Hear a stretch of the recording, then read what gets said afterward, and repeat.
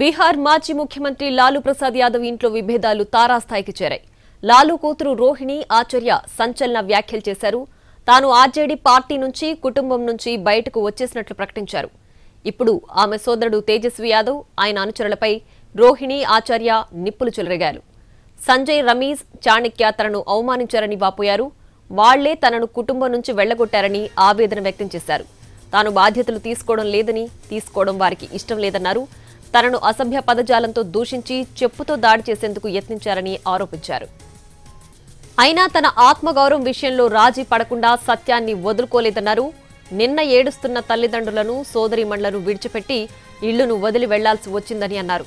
తనను అనాథగా మార్చారని రోహిణి ఆచార్య వాపోయారు. తనలాంటి సమస్య ఏ కూతురుకు రావద్దన్నారు. లాలూ కుటుంబాన్ని తన కుటుంబంలా భావించానని చిరాగ్ పాస్వాన్ అన్నారు. కుటుంబం కఠినమైన పరిస్థితుల్లో వెళుతున్నప్పుడు ఆ బాధ ఎలా ఉంటుందో తనకు తెలుసన్నారు. త్వరలోనే ఈ వివాదం సద్దుమణగాలని కోరుకుంటున్నట్లు చెప్పారు.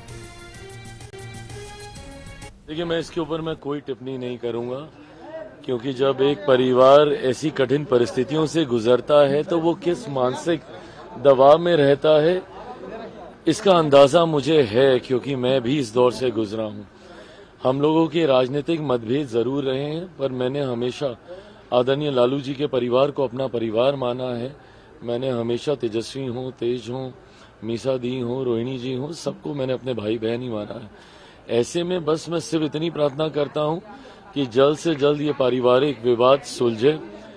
घर में एकता बनी रहती है तो इंसान बाहर कठिन परिस्थितियों से लड़ लेता है, बट आज की तारीख में उनकी पार्टी जिस दौर से गुजर रही है और उसके बाद घर में ऐसी कला, मैं समझ सकता हूं कि परिवार काफी कठिन परिस्थितियों से गुजर रहा होगा, पर मैं सिर्फ प्रार्थना कर रहा हूं। मैं इसके ऊपर कोई कमेंट नहीं करूंगा।